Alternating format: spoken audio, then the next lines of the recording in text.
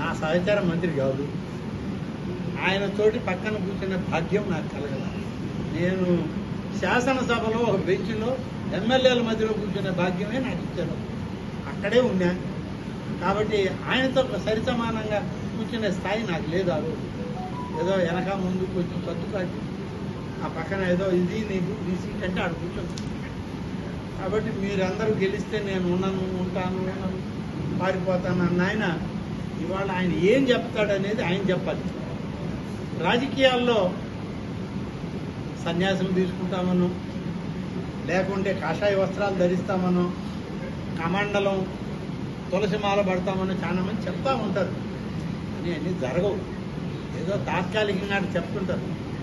కానీ రాజకీయాల్లో ఉన్నటువంటి వాళ్ళం మేము ఏదన్నా చెప్తే మళ్ళా ముందు తరంలో ఎప్పుడైనా మేము నిలబడ్డామంటే ఆయన ఆ రోజు చెప్తే ఈరోజు ఎట్టొచ్చావు మళ్ళా అని అంటే ఎట్ట, ఏదో ఒక దాంట్లో దూరాలు కదా.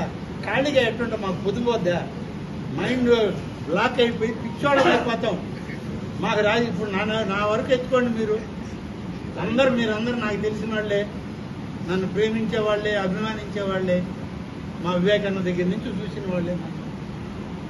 మీ అందరికీ ఏమనిపిస్తుంది, ఏం ఓడిపోయాడు ఇంత వెళ్ళిపోతాడు అనుకుంటారు. 5 ఏళ్ళు ఉండడం పెద్ద కష్టమయ్యా మేము ఓడిపోయి.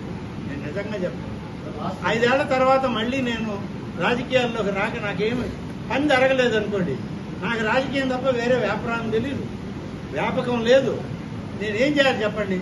ఇట్నే ఉన్నానంటే ఇంట్లో ఆఖరి మా ఇంట్లో వాళ్ళు కూడా తలుపు బయటకు గొళ్ళెం పెట్టే పరిస్థితి వస్తుంది. పిచ్చోడు బయటకు వచ్చి ఏమవుతుంది. ఇప్పుడు ఒకరిద్దరు పిచ్చోళ్ళు అయిపోయి వెళ్ళిపోయారు, మీకు తెలుసో తెలియదు.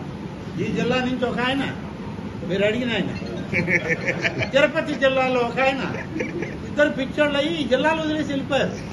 వాళ్ళ ఇళ్లలో బయట గొళ్ళాలు పెట్టున్నారు. ఇప్పుడు అటువంటి పరిస్థితి అందరికీ రావాలండి. ఎట్ట సోములలో మీరు వదిలేయండి మమ్మల్ని. అప్పుడప్పుడు అంటుంటాం, మళ్ళీ వస్తుంటాం, మమ్మల్ని దయపెడుతున్నాను కొంచెం. అన్నా చెప్పన్నా.